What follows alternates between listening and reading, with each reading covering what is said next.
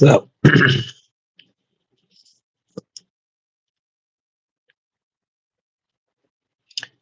what's up? We're going to be getting started with the Bible study shortly.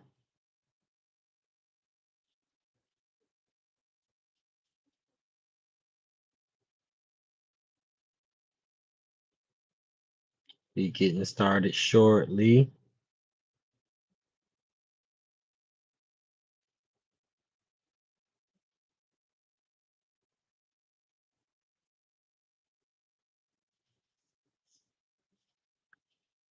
So, we're going to get started shortly. Proverbs chapter 16 Bible study. Proverbs chapter 16 Bible study.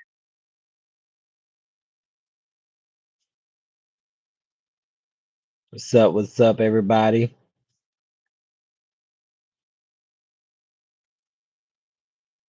Hope you guys are here for some Bible study time.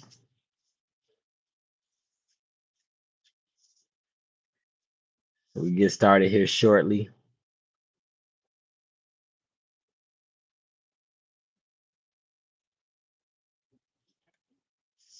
What's up? What's up? Gonna get started here in a minute. Proverbs chapter 16 Bible study. Welcome, everybody. Um, Let me know where you guys are from as you're getting online. Let me know where you're from. Drop it in the comments. I love to know where you guys are tuning in from. Um, I'm in the state of Tennessee. Don't know if anybody else is from the Tennessee area or the Nashville area, but that's where I am. So yeah, gonna get started here in a few minutes with the Proverbs chapter 16 Bible study. We've already gone through 1 through 15, and today is chapter 16. I see a New Orleans on here. Okay, Hart Flores. Oh, New Orleans. I've never been to New Orleans. I've been to Louisiana. I did some work at a army base out there a while back, but never actually made it to New Orleans. Or New Orleans. Is that right? I'm from Mississippi though. Minus the swamps is probably pretty close to similar. Well, I don't know. New Orleans is a party city, so may not be quite the same. But yeah, welcome, welcome, welcome. Proverbs chapter 16 Bible study today, people. And I'm gonna go ahead and let's get this started. I have not read the book of Sarai. I have to look that up. Yeah, I know you guys do more than party, but that's what everybody know you for, though. You know, as soon as people say they going to New Orleans, they think Mardi Gras and crawfish or something. So yeah, I bet it's a bad stigma. 'Cause that's how Nashville is. Everybody think country music when they come to Nashville, and it's like there's so much more to Nashville than just country music. But first thing that people think, you know. Um, all right. Yeah, drop it in the comments. Let me know where you guys are from. We're gonna go ahead and get this ball rolling tonight. Because you not guys know that I get a little long winded, so this thing is liable to go 2.5, 3 hours. So I don't want to hold us up any longer than I got to. So we're gonna be going over Proverbs chapter 16 today. Like I said, we've gone over the other 15 chapters of the book so far, and I've been really enjoying it as we've been digging into it. I've been learning a lot. I've been kind of thinking differently. I definitely can see it helping me in my day-to-day life. So I hope that it's been an inspiration for some of you guys too. Um, it's been a long day, but I like to stay up and get these done. I am a night owl of sorts. So yeah, I'm gonna get this done before the baby wake up because he's a night owl too. Oh, okay, New Mexico. What's up? What's up? Been through New Mexico. I was stationed in Pendleton in California, so I've driven through that area a lot. Very beautiful state though. New Mexico, Arizona, all of those some beautiful states. If you've never been, like, if you get a chance to drive through any of those states, it's worth it. Now, Texas, on the other hand, Texas is a beautiful state too, as long as you're not near cattle farms. I hate driving through Texas and having to drive through those cattle farms. Boy, boy, boy, such a disgusting smell. I've never tried to hold my breath longer. All right, all right, let me get started. All right, so Proverbs chapter 16, we're going to start with verse 1. And verse 1 says, and I'm reading from the ESV, so if anybody's following along, you can follow along with the ESV translation or any translation you want, but it'll make it easier for you to follow along. I do kind of jump back and forth between translations, so we will see. It says the plans of the heart belongs to man, but the answer of the tongue is from the Lord. You know, I think in the New King James version, it said the preparation of man. The preparations of the heart belongs to man. The preparation of the heart. I was thinking about that. Like, what does that really mean? Is this talking about our preparations in life? You know, like we make preparations to do things. Um, when we were kids, the thing that you get asked the most as a kid is, "What do you want to be when you grow up?" Right? You are prepping your heart, prepping your mind for the thing that you want to become. So you know that comes from man, right? The preparation of our heart also made me think about our heart posture, right? Like we prepare our heart to give out whatever posture. It says that the heart is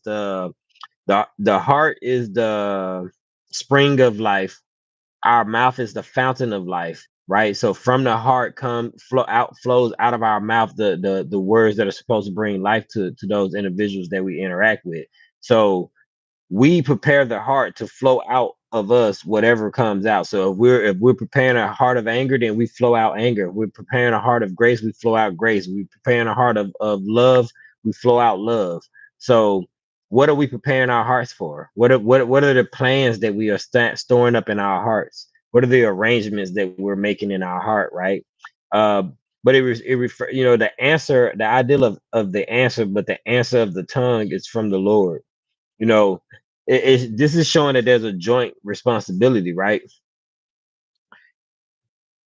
As we're seeking through the book of Proverbs, we're seeking after knowledge and understanding, right? It keeps telling us to get knowledge and get with that knowledge get understanding, because that equals to wisdom. And God provides us with wisdom, but we have to prepare our heart to take it in. We have to like it's kind of like putting a seed out, right? I could put seed into the ground, but I have to prepare the ground to take that seed. I gotta moisten it. I gotta break it up sometimes, make it soft so that the seed has something soft to lay on, so that the roots can actually take root. We have to do that with our heart. We gotta prepare our heart. So it's not enough for us just to get in our word, but we have to prepare our hearts and our minds to actually live out the things that we learn once we do start getting into our word, right? So that's kind of how I took this first verse. Verse 2 says, "All of the ways of a man are pure, pure." Y'all know that Mississippi come out. All of the ways of a man are pure, pure in his own eyes, but the Lord weighs the spirit. All right, pure, pure, like something is not like something is pure, like clean. Um, So yeah, accent be coming out, y'all. It says all the ways of a man are pure in his own eyes. We always think that the things that we're doing are good, right? It's hard for us sometimes. I mean, it's not always, because there are times in life when we can we're not happy with the things that we're doing, but we can justify things. This is what this is saying. Like we can do some evil stuff and justify it in our own eyes, right? But the Lord weighs the spirit. The Lord weighs what's behind that, right? Um, People can commit atrocities against other people, and then justify it in our own minds and our own hearts. But the Lord knows the intentions behind that. You know, uh, self-defense looks like self-defense in our eyes, but the Lord knows that. The Lord may know something that the rest of us don't know. So, verse 3, commit your work to the Lord, and your plans will be established. Commit, offer, right? This means to give your work to the Lord. Like in an earlier one, let me see, what was it? In Psalms 37 verse 5 says, "Commit your ways to the Lord, trust in Him, and He will act." Right? commit our work to the Lord. We know that in Ecclesiastes, I believe it says that with all things that we do, we are to do it with all our might, right? In an earlier verse, it told us to with all of our um, toil, to toil as if we're doing it for the Lord. Commit our work to the Lord. I told you guys yesterday that one of the things that Bunny and I started doing was praying before we would go out on a deal. Like we were going out to look at a property that say we were going to purchase. We would pray before we go out to those deals because we wanted to make sure that yes, I'm going out to look at this property because I want to purchase it as a real estate investment, but I also want to make sure that I'm doing this in alignment with the Lord. I want to make sure that I'm providing um a godly service to these people, like whatever it is that we used to pray that the Lord would just send people our way that needed our help, right? Like allow us to be a blessing. Like we get blessed, but the blessing is that we get to be a blessing in the same time. So like commit your work to the Lord. Like the things that you do them as if you're doing them for the Lord. And it's even better when you can do them for the Lord. I think it's a beautiful thing if we can find ways to do work that is 100% for the Lord, right? Not everybody has time to work at the church or to volunteer at the orphanage, but like there are things that we can do to commit to the Lord, the work and the toil that we're doing. Because we toil for money, we toil for all kinds of other things. But the beautiful thing about verse 3 is the second part, and it says your plans will be established when we commit our work to the Lord. Our plans will be established because our plans are in alignment with the Lord, right? It's so crazy because it said that um in verse 1. Let's go back to verse 1 says plans of the hearts belong to man, right? The plans of the heart belong to man. Verse 3 tells us that our plans will be established. So if the plans of my heart belongs to me, but if my heart is in alignment with God, then that means that the plans of my heart are in alignment with God, which means that is they are going to be established because I'm in alignment with God's will, and God's will be done. You get what I'm saying? So it's like it's a beautiful thing because it paints the picture for us. We do have to put it together, but that's so crazy. The plans, our plans will be established. Plans of our heart, because our heart will become in alignment with the Lord. It's easier for me to commit my work to the Lord. My work is already work that the Lord sent me out to do. Verse 4, verse 4 says, The Lord has made everything for its purpose, even the wicked for the day of trouble. So was walking LJ down to the park today and just kind of looking at the trees. Again, like I keep on going through this process of figuring out all of the beauty that the Lord made, right? The Lord made the trees, but He didn't just make trees to give us fruit to eat, right? He didn't just make trees to give pollen off to birds and to give pollen to bees and shelter to birds, and so we can cut them down for firewood and to build houses. It's like the trees recycle the carbon dioxide that comes out of our bodies and turns it back into oxygen that helps to sustain the life here on this planet, right? So when the Lord said, "Let there be," and trees and green grass and stuff start popping out, He already knew the purpose of those trees. The Lord knows the purpose of every single creature and animal that He created. So I love that it says that because it just reestablishes something that I've been thinking about a lot recently, which is, it's just crazy how we can make a thing and we make it for that one thing. Like the first car was made to as a car, and then that car utility got increased. It was like, oh, I can also put more stuff on this car. Oh, I can use this car to pull stuff. I can use this car to move stuff. Now it turned into, oh, I can turn this car, I can take this engine, put it into a bigger vehicle, make a truck, and now I can haul freight behind it, right? But in the beginning, when the Lord created the things, He already knew all the things that it was capable of doing. That's such a beautiful thing, right? But it says, even the wicked for the day of trouble. Listen, wicked people are here for a reason. All right. I want you to understand something. Without wickedness, there wouldn't be as much value in righteousness. And I know that's kind of a hard way to look at that, right? But like even the wicked for the day of trouble. So people say, well, why do God allow wicked people to be here? Right there, it just told us in Proverbs chapter 16, verse 4. The Lord has made everything for its purpose, even the wicked for the day of trouble. We don't have to understand how that works out. We don't have to understand all of the stuff in between that. But there again, if there was no wicked, there'd be no judgment because everybody would be in the same pot, though, right? But if there was no wicked, that means there'd be no free will because some of the wicked people are doing what they're doing out of free will. So the product of free will is the fact that there will be wicked people. There's gonna always be wicked people until the Lord comes back and He purges everything all over again. There will be wicked people. You know what I mean? There will be wicked things and wicked behaviors that will go on.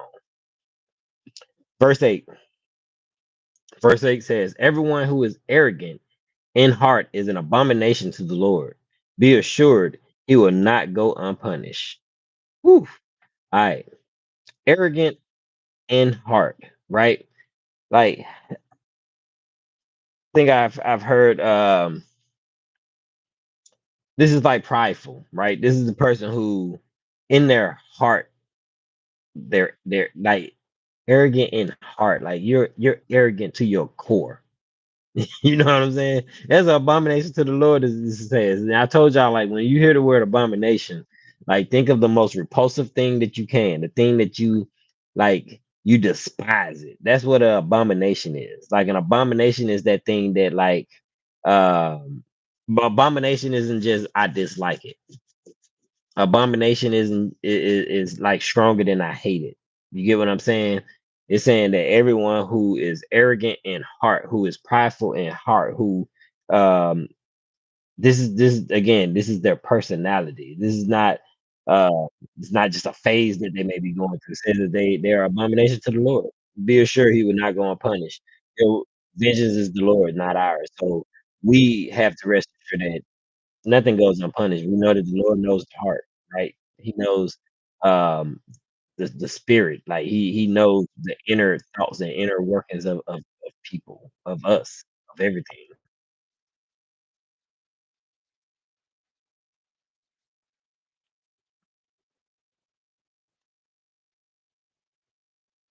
Yeah, Judas did have a purpose. I mean, and even that, people find it hard to understand that, but it's like he had a purpose, but he still had free will, So it's like he didn't have to, but yeah, that's for another conversation because we can go down a deep rabbit hole on Judas. All right, so verse 6. By steadfast love and faithfulness, iniquity is atoned for, and by the fear of the Lord, one turns away from evil. By steadfast love and faithfulness, iniquity is atoned for. Steadfast, that's that last thing, right? Steadfast love is like loyal love. That's loyal mercy. That's the long term, like unbreakable, durable. That's durable love. By durable love and faithfulness, that's trust, reliability, right? Firmness. By steadfast, unwavering type of love and faithfulness, iniquities iniquity is atoned for. So, um, and iniquity is a sin. We can. Hold on, I'm gonna give you the actual Google definition of iniquity because I don't want to.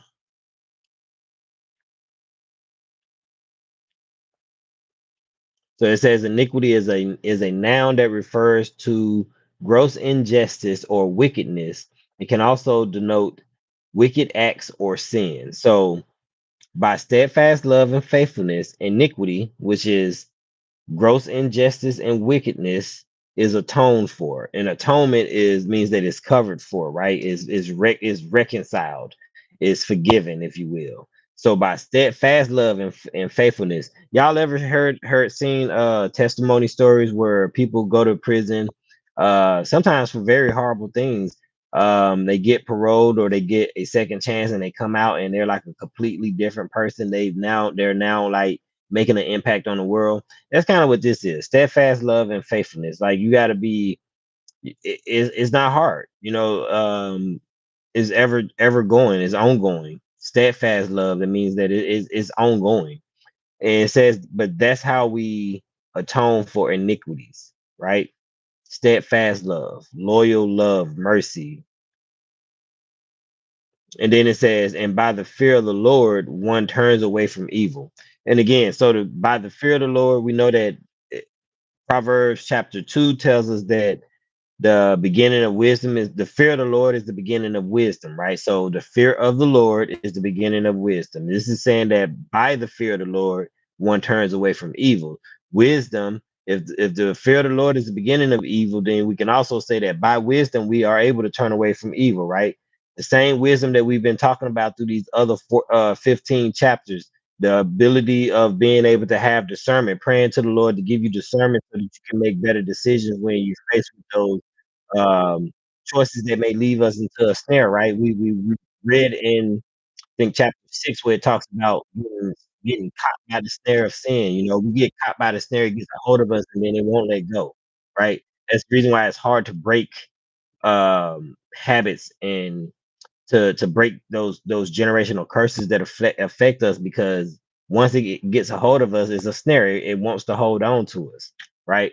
But by the fear of the Lord, one turns away from evil. Knowledge, wisdom comes to us when we have a healthy fear of the Lord. I love how this is all like compounded.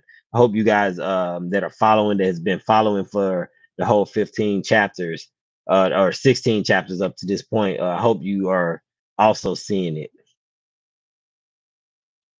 So chapter verse 7 says, when a man's ways please the Lord, he makes even his enemies to be at peace with him.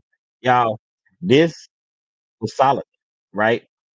When a man's ways please the Lord, for the most part, Solomon had a very peaceful reign as king. He didn't have to fight any wars. Think about David. If you're familiar with the story of David, King David in the Bible, King David was a fighter. King David been fighting ever since he was a teenager, right? Man started fighting he was fighting before David, before Goliath, right? He told us that he already had killed the lion, the bear, and the tiger that and I mean the lion, the bear, and they had taken his sheep. He's been fighting his whole life. David had been. Solomon comes along. Solomon ain't got no strife, no fights. He brokering business deals with people that normally he wouldn't have brokered business deals with. That's the reason why Solomon is able to write these proverbs because this isn't just him talking words. Like this is wisdom that the Lord gave him. The Lord gave him this wisdom. It says, verse 7, when a man's ways please the Lord, he makes even his enemies to be at peace with him. Even the people who don't like you won't have a choice when we get ourselves in alignment with the Lord. But that's the key, right? When a man or woman's ways please the Lord, we got to make sure that we're doing that our ways are pleasing the Lord. How do we make sure our ways are pleasing the Lord? Getting into the Bible and allowing the Holy Spirit to guide us. I can't tell you what in your ways need to be modified. I can't tell you what you need to say yes to, what you need to say no to. The Holy Spirit can though, and by getting into the Bible, you can have better discernment on how to do that. I do know that much, right? So I love that peace. You know, lack of conflict. Verse 8: better is a little with righteousness than great revenue with injustice. Mm. Okay, okay. You know, yesterday in chapter 15, verse 16, 17 says, better is a little with the fear of the Lord than hold on. Hold on. I lost it. 16 through 17. Better is a little with the fear of the Lord than great treasure with trouble. Better is a dinner of herbs where love is than a fattened calf with hatred. Right. So that was yesterday in verse in chapter 15, verse 16 and 17, where it said that. And verse 8 says, better is a little with righteousness and great treasure with injustice. I agree with this 100%.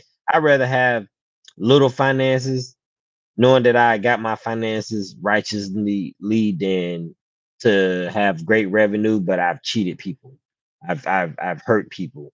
I've damaged people in the process of making that revenue. You know, there are we have a very big dilemma in the world today because we live in a world where people can literally make their revenue by hurting people and then give out a couple of trinkets and everybody forgets about it. You know, you can make a fortune poison in the neighborhood. I mean, and I'm not gonna call nobody out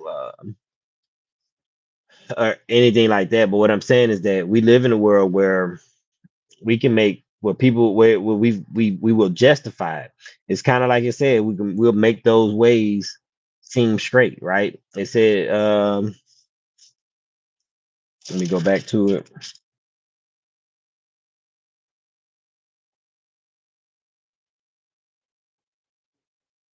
Yeah, all the ways of a man are pure in his own eyes. We can do some horrible things in this world and make it pure in our eyes. We'll say, man, I gotta feed my kids. I did that thing because I gotta put food on the table. I did that thing because ain't nobody hiring right now. We justify it, right? We'll make it seem okay. You know, in an earlier Proverbs, it told us that even if a man steals to feed himself, it's still stealing. He still got to pay it back. It says sevenfold, sevenfold. He got to pay it back, right? He's stealing because he's hungry. We can justify it. It's okay. I mean, I'm not gonna bash anybody. If you got to steal because you're hungry, I'd rather you. I mean, pray about it, but I'd rather you not die. Yeah, rather you not perish because of malnourishment. But at the same time, it does not make it not wrong. You get what I'm saying? But we don't want to be the people who making great revenue off of doing injustices. And there's too much of that already going on in the world. So at some point, some of us have to take a stance because we know that it's better to have a little with righteousness. Now I want to have a lot with righteousness. I do. I pray that I am the person that gets that the Lord entrusts with having a lot with righteousness. You know, some Abraham level blessings. I pray for that, but I don't want to be Pharaoh type of wealthy, rich with all but causing all these atrocities against other people.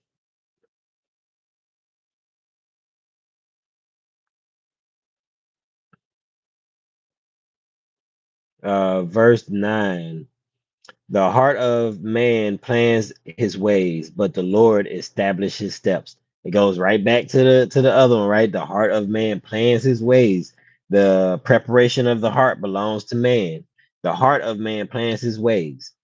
Our heart dictate what comes out of our mouth. Our heart dictates our action. When you brokenhearted, you don't even want to work, right? You don't want to get out of the bed.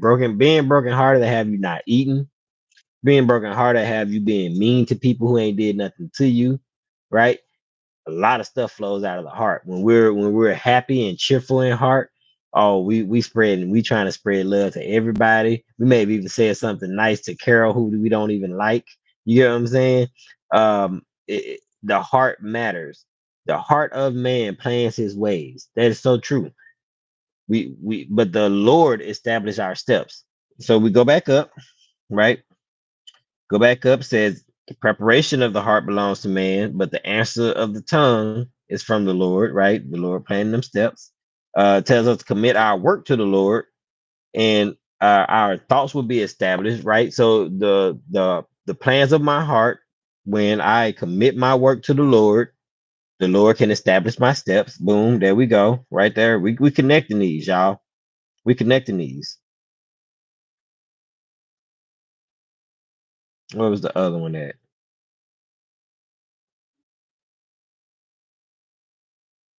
Yeah, that was it. Commit when we commit our steps. Yep.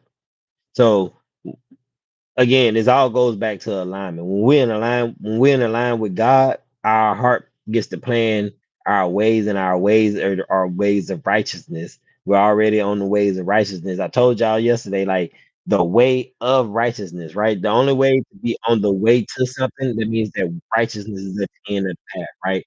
We're on this never ending journey to get to righteousness, and once we get to righteousness, that's what the Lord is there. The Lord is along the path too, though. That's the beauty of it, is that He's everywhere. But like the presence of the Lord, that's what we're trying to get to. We want to be in the presence of the Lord. We want to have that righteousness. And once we the more we indulge ourselves in that, the more we delight ourselves in seeking after that, the more in alignment we become with the Lord. And it says that He establishes our steps. Things that we didn't even believe were gonna happen start happening. Emotions start popping out of nowhere. Uh, People start giving you things that you needed that you didn't even ask anybody about. You was too afraid, too ashamed to say that you needed, and all of a sudden somebody was like, "Hey, do you need this thing?" Like the Lord will establish steps. We don't know how that happens. You know, that those are just scenarios I'm throwing out. Could be completely different for you. You know what I mean? I'm a big military movie buff. I love watching movies and documentaries about, past wars, and it's always crazy when I listen to the guys tell the stories of not knowing how they made it through that battle, right? And a lot of times we'll battle with that. We'll battle with the fact that, I made it, but somebody else didn't make it. And it's like, yeah, but trust in the fact that the Lord still ordered your steps, right? Focus on you, but like sometimes we ain't gotta explain it. Sometimes we ain't gotta understand it. Sometimes it's not for us to understand. We just gotta make sure that we in line with the Lord and we just follow the path. It's like your navigation. Sometimes you don't understand why the navigation took you around the block, down the street, 2 blocks around and down the corner, but it took you that way for a reason, perhaps. Sometimes we feel that we know better than the navigation, and we'll say, "Oh, I'm not taking that route," and we get off and we go our own way, and then we find out that there's a temporary roadblock, road closed, or something that's just not showing up on the navigation. You get what I'm saying? Like the Lord order, I want the Lord to order my steps because He knows what's around the corner when I don't. Proverbs chapter 16, verse 10. An oracle is on the lips of a king. His mouth does not sin in judgment. And I'm pretty sure in this one it did not say that. Okay, yep. So in the New King James Version, it says divination is on the lips of the king. So and those are the same: oracle, divination, prophetic utterance, right?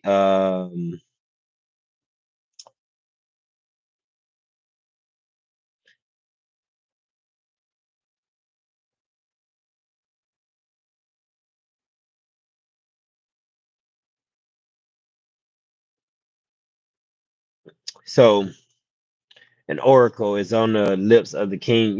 When the king says something, it goes. This is pretty much letting us know that the king said his mouth does not sin in judgment. A good king's job, when we go back and read in Kings, I believe it is, tells us that the king's job was to study the Bible so that when he had to give judgment, he can give sound, fair judgment, right? So when it says that the oracle is on the lips of the king and on his mouth does not sin in judgment, that is true to the king that is yielded to the Lord, right? We know that in the Bible there are several kings that were wicked kings that did sin against the people, and the Lord judged against them, right? Because they're in a high place of authority. Uh, Believe it or not, we're all in a high place of authority, right? We're kings and queens in our own household. So that means that in our household, an oracle is on our lips. The things that we say speaks life or death, especially over our kids, right? Over our loved ones. So we can take this as a sign for us to use in our own households, right? Anytime you're in a place of authority, you can be the boss at work. When the boss says something, if the boss calls you stupid or calls you names or something like that, it hurts your feelings, right? Those are. I mean, I guess they get you reported to HR too, but it still will hurt your feelings in the process. So anytime we're in a place of position, we can understand that there is a level of oracle on the lips of the king, right? When you speak, it has weight.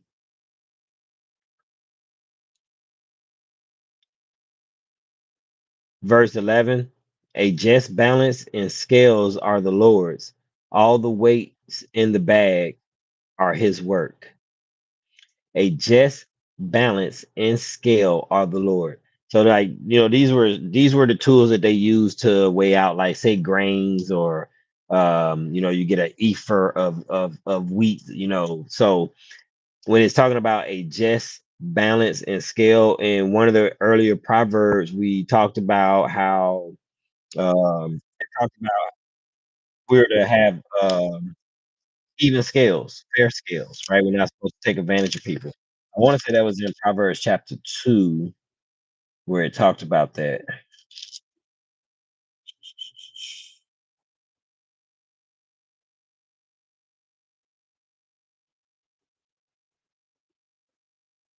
Give me a second. I'm looking. I'm looking. I'm looking. Thought it was in Proverbs chapter 2, but in one of the previous proverbs, it talked about how we are to when it talked about us doing business, and when we're doing business, we are to do it fairly. So that's the same thing this is saying. Uh, we don't we don't we don't understand this as much anymore. But think about it: if you went and bought a car and somebody turned the speedometer back on the car, they sold you a car, but they pretended like it had less mileage on it. That would be an unfair scale. Imagine if you went to Walmart and you were weighing your groceries and the scale was off so that it weighed everything heavier than what it was. That would be an unfair scale. It says that the Lord only has it says a just balance in scales are the Lord's. The Lord has just like justified, like right, and it says all the weights in the bags are his work. He owns the standard. He sets the standard. That's what this is saying, right?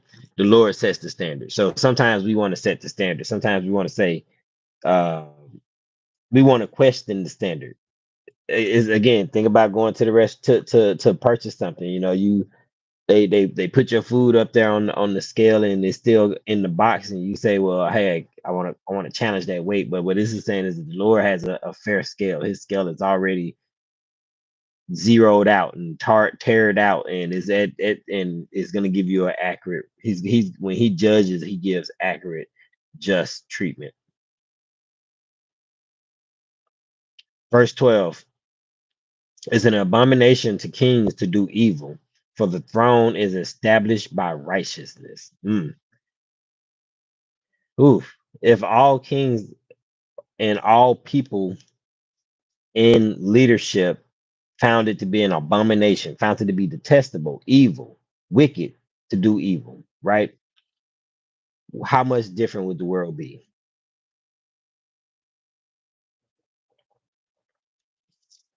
But this is saying that that's what it's supposed to be, right? The throne is established by righteousness.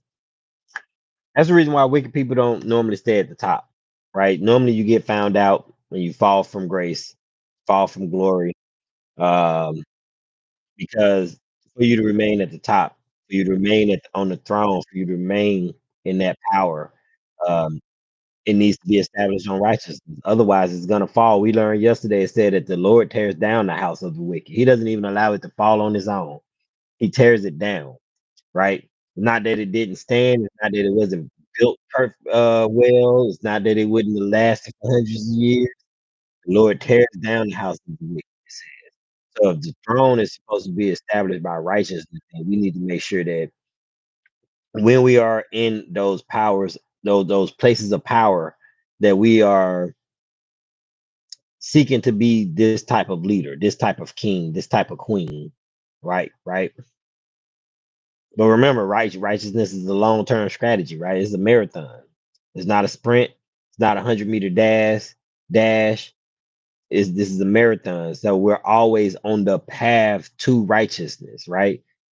It's not that we are righteous. We're on the path to righteousness. That's why if I'm already at the place, I'm not on the path to it, right? If I'm in Chicago, I'm not on the path to Chicago, but I could be on. But we're on the path to righteousness. So it's a forever. This is a forever task for us until the day that we leave here. That's what we're seeking after. Verse 13: righteous lips are the delight of a king, but he loves him who speaks with what is right. Righteous lips are the delight of a king, and he loves him who speaks what is right. Again, that's how we're supposed to be. Kings and queens, right? Righteous lips are a delight of the king. We delight in people that tell the truth. We're supposed to. Again, there's a lot of these things in Proverbs when I'm reading through it, makes me realize how much of a societal problem we have with certain things, right?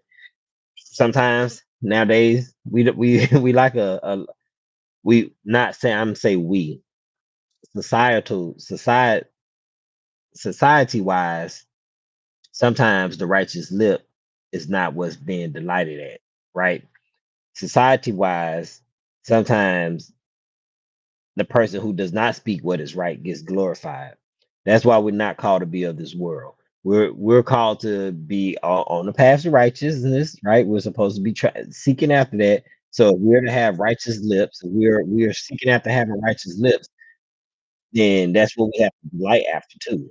If I am seeking righteousness, then I have to delight after righteous other people who have righteous lips. I don't want to be around a person that's speaking wickedness and harm over people. I'm going to be around. It's like I said, I'd rather be at the table with eating herbs where there's love than to be at the feast where there's hatred. Right. So this is what when I read this, this is who we should be attracted to. As kings and queens, we should delight in righteous lips, right? We should love those who speak what is right, not those who speak falsities, not those who lie, not those who cheat, steal, gossip, gossiping, tearing down people's reputations, slandering. You get what I'm saying? Verse 14, a king's wrath is a messenger of death, and a wise man would appease it. Hmm, that is interesting. A king's wrath is a messenger of death. You know, a messenger. And in the Bible, a lot of times when we hear that there was a messenger, it would be an angel, right? Yeah, like the angel, like the Lord would send angels as messengers to deliver messages to people. A messenger can also be like an agent. Like I can send someone as a messenger to go and deliver a message for me. In the king's from a king perspective, the king would have had messengers. This is the person who would go and hop on a horse and ride off to another kingdom or out to another outpost to deliver a message to that outpost. But imagine if the message that you were sending was death. You know, that's how they used to deliver messages in the old days, in the medieval times. You know, literally the death note would come, and then the army wouldn't be too far behind.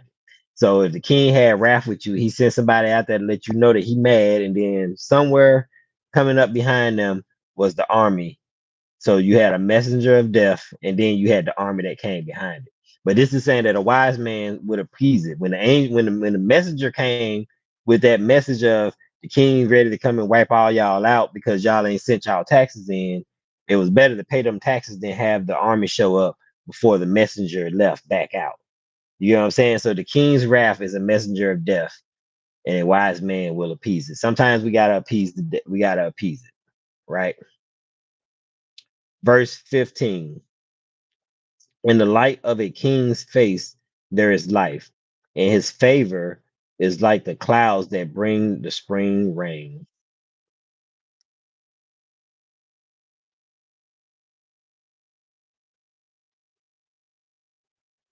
I was reading comments. Hold on. Grown up, we always struggle with sin in the flesh. He will How will we carry out the Great Commission if we don't? Oh, no, no, no, no. So I'm not saying that we don't go out in the world to share Christ. I agree that we do that. What I'm saying is we're not to be of the world. We have to be in the world, right? But we don't have to partake in the things that are going on in the world. So what I was talking about was, let me go back up. Um, where it says righteous lips are the delight of a king, and he loves him who speaks what is right in verse 13. Yeah, what I was getting at growing up, like I agree that we do have to go into the world. We have to participate with people, all of those things. And we have to love on people. Like I love people. I don't have to love the sin that a person is doing. You know, I have family members. I love them. I don't like some of the things that they're doing. You know what I'm saying? I don't dislike them. So what this is saying is what I the way I took verse 13 to was like, if I'm a person who is trying to be yielded to God, my delight should come from things that are righteous, not from things that are wicked and foul. So even the I mean, people don't like to hear this, right? The music and the movies that we watch and the TV shows and the funny videos that we watch. You know, if you spend an hour watching videos of people getting beat up, thinking that it's funny and thinking that it doesn't have an effect on you, that would be crazy, right? It's like one of the ways that they brainwash people, during um the Cold War. was to set them in front of a TV and play images and horrible images over and over and over and over and over again. Like that was literally a torture method that we literally now do to ourselves willingly and voluntarily. Yeah, so that's what I was getting at is I think that as the more mature I become in Christ, the more I am seeking and allowing the Spirit to take effect into my life, the more it's gonna change my palate. I'm not gonna want the taste of those unrighteous things won't even satisfy me anymore. I'll start to delight in the things that are right.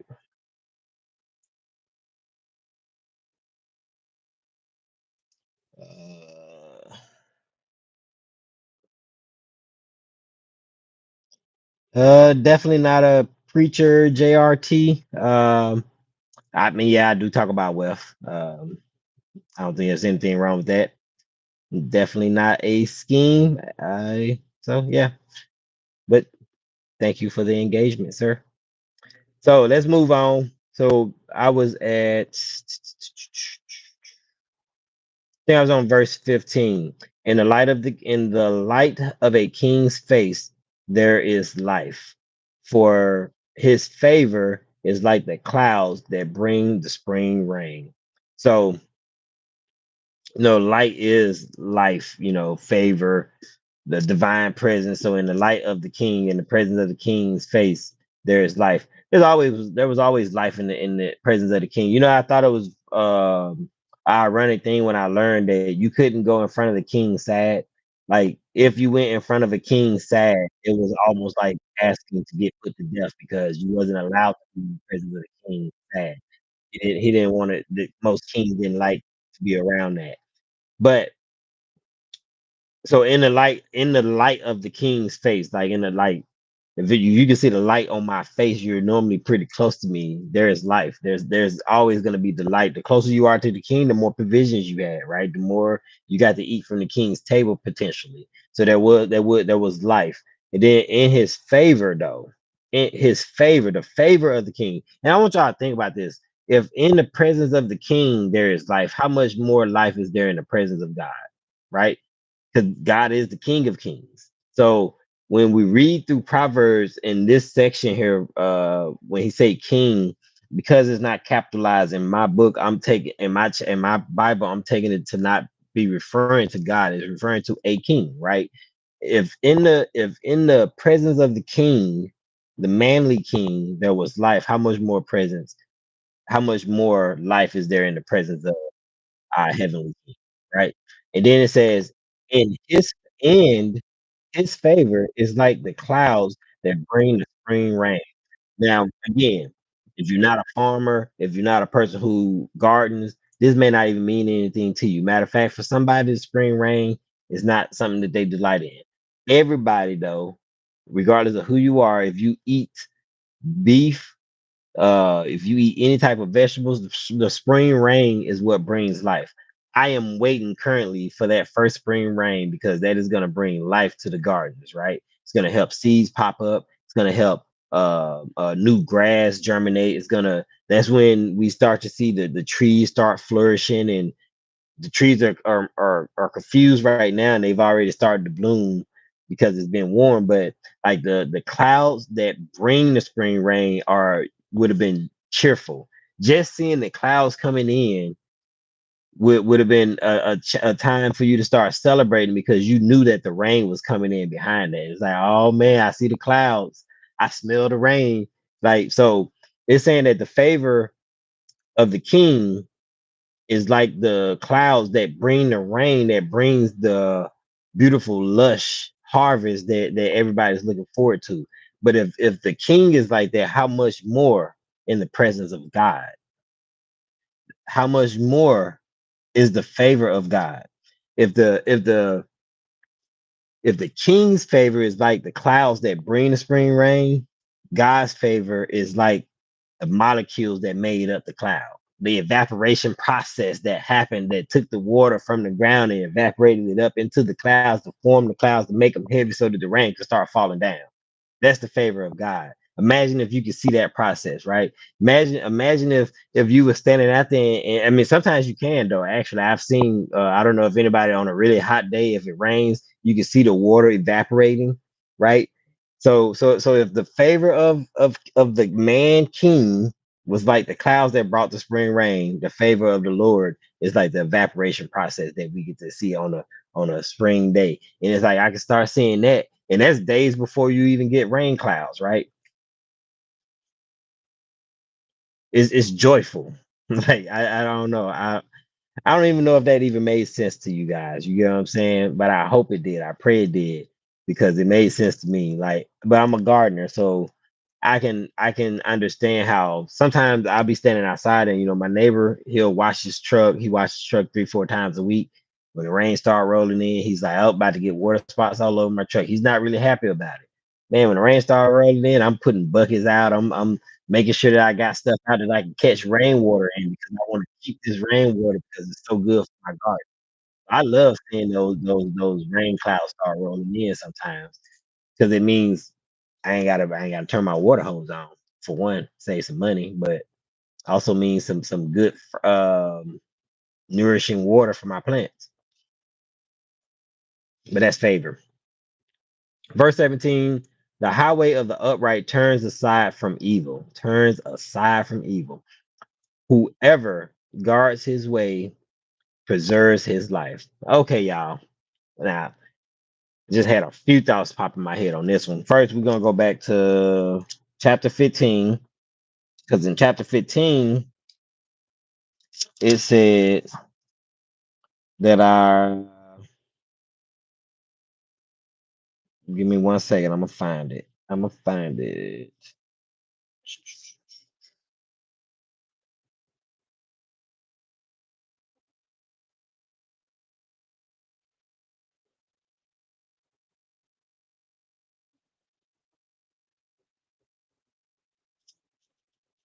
So in verse 15, give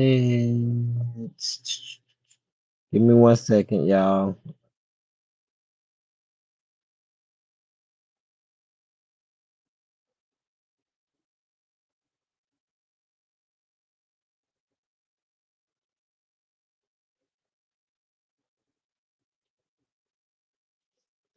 Okay.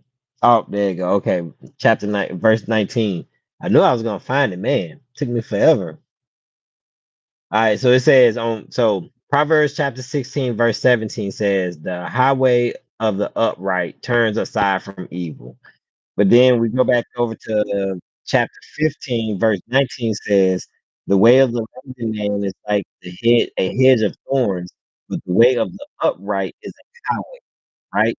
So we already learned yesterday that the way of the upright is like a highway, and the way of the lazy man is like a hedge thorn, which is like I told y'all the hedge out in front of a house. Imagine everybody. I'm pretty sure everybody's seen that meme where it's Peter Griffin and he fades into the bush or whatever, like disappearing, and that became like a really popular meme because I think that's how a lot of people, we feel like that sometimes when we're in certain scenarios where you just want to fade into the background. And that's what I think of when I think of the thorn hedge from yesterday. Like imagine that, but it's a rose bush full of thorns. It'd be a very uncomfortable way to travel. Imagine if you had to go through the woods to get to the road, but there was no path, and you had to go through these thick briars and thorn patches and all this other stuff. That's what it's saying. It's comparing that to the way of the lazy man. And it says that the upright way of the upright is like a highway, right? Highway comes with speed, comes with more options for transportation. Um, Sometimes it's elevated and you can see further on the highway. It depends. But it says the highway of the upright turns aside from evil. So once we get on this highway, once we get to this uprightness and we get to be on the way of the upright and on this highway, it tells us that this highway keeps turns away. It doesn't it turns aside from evil. It didn't say it takes us beside evil. It didn't say it goes through evil. It didn't say it intersects at evil. You get what I'm saying? Like this highway is not coming down to a yield sign for us to get a good look at evil. There's no four-way stop. This is the highway that bypasses evil. I'm from a small town in Mississippi, and my wife I always try to explain to her, she thinks it's crazy because my town is very small and it's like kind of drying up. And I was explaining to her how when I was in high school, well, when I was in elementary school, the town was thriving. It was alive. As the town but as I got into high school, they built this bypass that went around the town. So the highway came in, went from a two-lane highway that we used to know it as, and it went to an actual four-lane divided highway, right? And it went around my town. So over time, the town just kind of dried up because there was no more revenue from the cars that used to pass directly through town. And they used to pass through town, come to a red light, in the middle of town, and then once you hit the red light, it was like, oh, there was food and stuff, so people would stop. Well, without the road going through town, town kind of dried up. So when you think about this, the highway of the upright is kind of like that bypass that went around my town. Not saying that my town was evil, but let's let's separate the two and let's put it there for a minute. Right? Let's say that the town is called evil. Our highway, the highway of the upright, don't go through the town. It doesn't intersect the middle of town.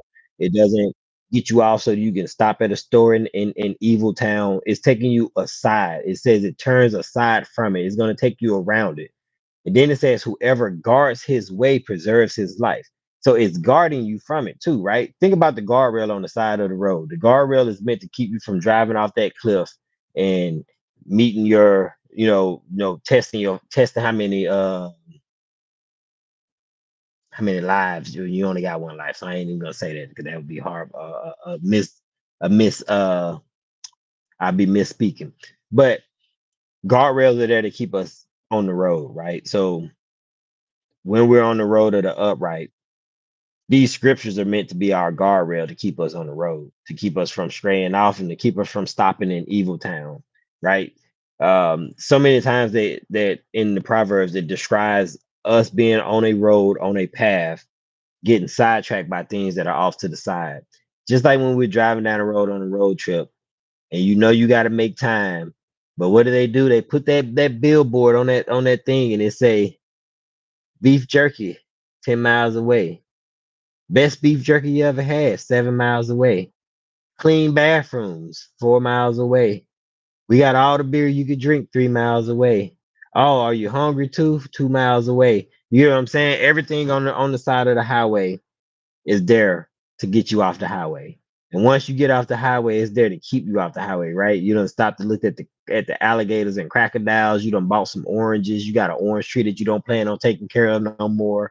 You done bought some candy from 4 different stops. You stopped at that little ticket place right when you first get into Florida because you wanted to go and buy some tickets for cheap. You know what I'm saying? It's all this stuff on the side of the highway looking to get us off the highway. It's just getting it don't again, it's not trying to stop our trip. It's just trying to get us to stop and stay for a while.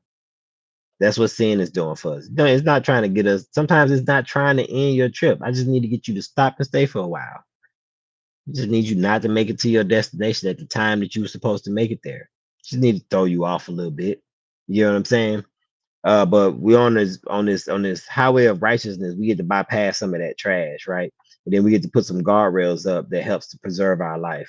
I much rather hit the guardrail, have my car towed up, than go off the side of the cliff. Now I had a friend hit a guardrail. We were out working on a job, pulling a truck and trailer. We both had a truck and trailer. His vehicle, and it was a little snowy out.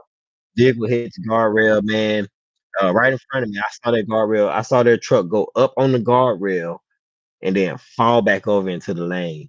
And I was baffled because I had never seen that before. I'd never seen a guardrail work, right? After that, I was like, man, I love guardrails. Like, I be like, I'm glad they got guardrails because now I've seen it work. I know that okay, that thing will push you back in the lane. It tore your car up. It ripped all them tires off, and half of your stuff went over that rail and down that cliff. But you still here. You get what I'm saying? I want that guardrail to preserve my life. It may ding me up a little bit, it might hurt me a little bit, may ruffle my feathers, but I'll still be alive and able to continue to pursue on this path of righteousness. So verse 18 says, pride goes before destruction and haughty spirit before a fall. Pride goes before destruction. People get arrogant, people get self-exalting before destruction. That is so true. Again, look at the news. Look at the news. Look at the people who are in trouble right now. Pride always follows it, right? We get too arrogant and we fall. It always comes before the destruction. A haughty spirit, right? That's the arrogant too, that lifted up, feeling like you better than everybody, feeling like you're the most important thing in the world. Um, comes before a fall. You look back on anyone or anybody that had a great fall, right? You look back at all the dictators of the world, all of the war criminals of the world. Normally, at the point where they failed, there was some type of pride or haughty spirit. They felt untouchable before the fall. Verse 19. It is better to be of a lowly spirit with the poor than divided with than the, than to divide the spoils with the proud. It is better to be of a lowly spirit with the poor than divide the spoil with the proud. That is very, very true too. And no, this is true.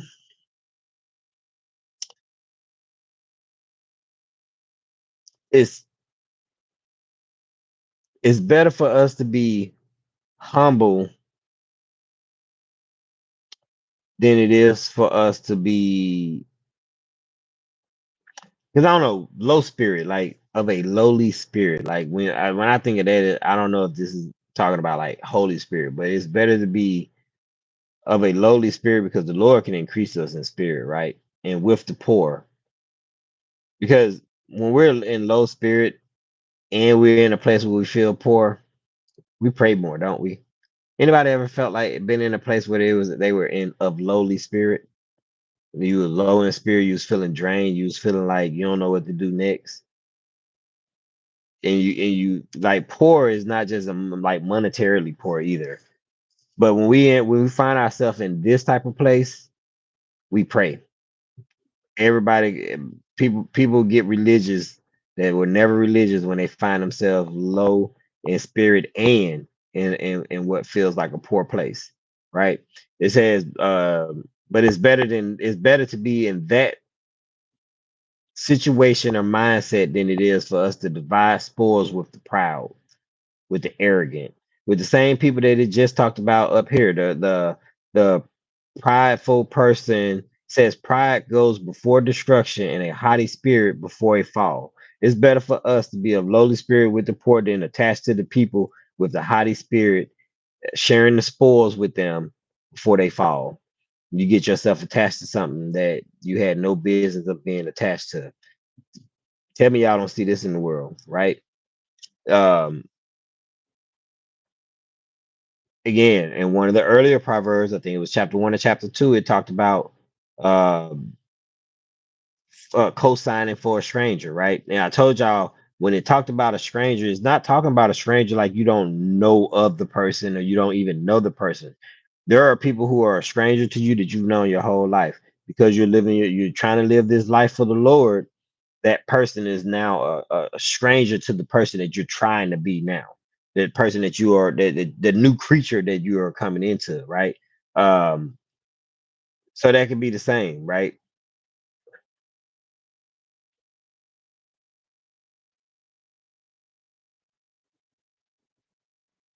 And what was it?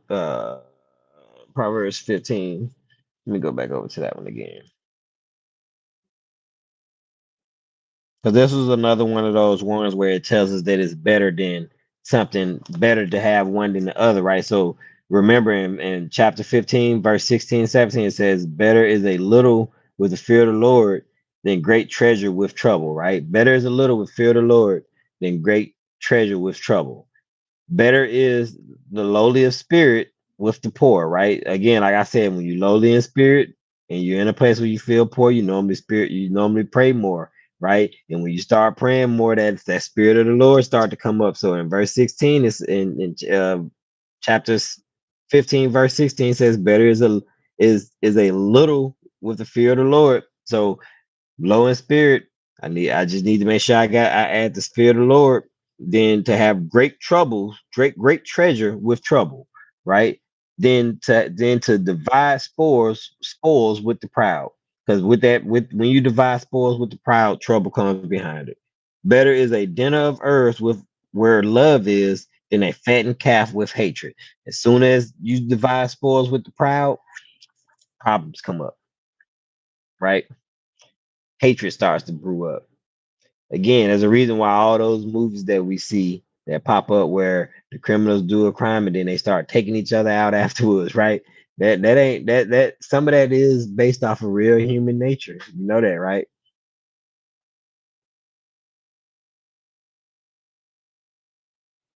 I always thought it was funny, they had that saying honor amongst thieves. There's no honor. You're a thief. Thieves are thieves.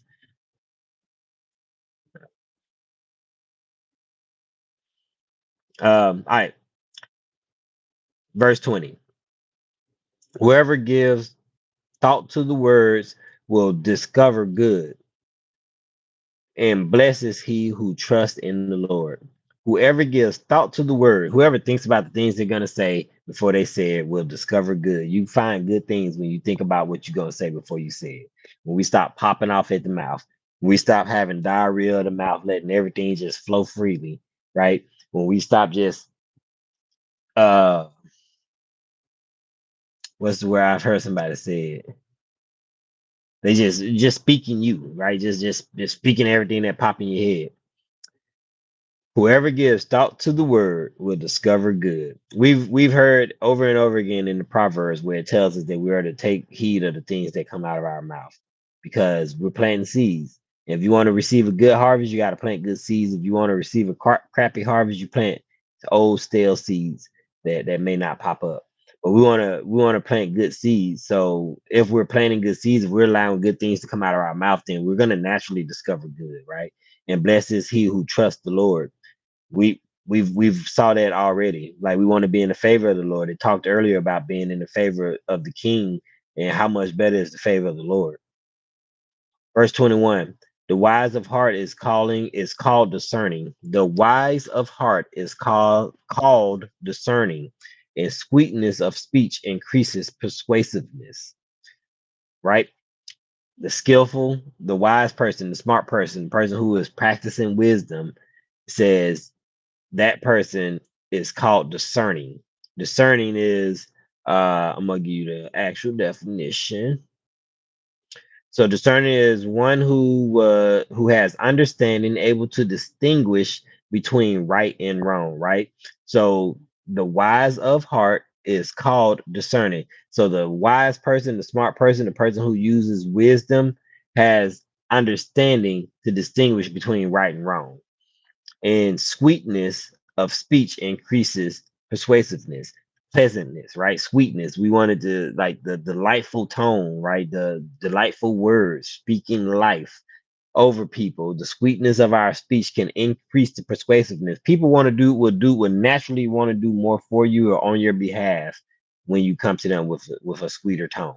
There's a reason why women can go to a guy and say, "Could you please help me with this?" And the guy will drop everything he's doing and come in and show his man strength to the female because there's something about that sweetness. When you come and you ask me sweetly and nicely, versus if you say, "Hey, I need you to come and get this."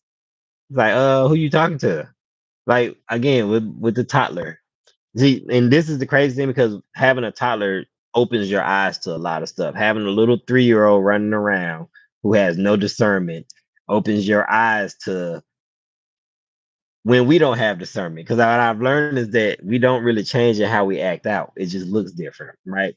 So like, you know, we're at this age where we're trying to teach LJ, please, like ask and then be patient and wait.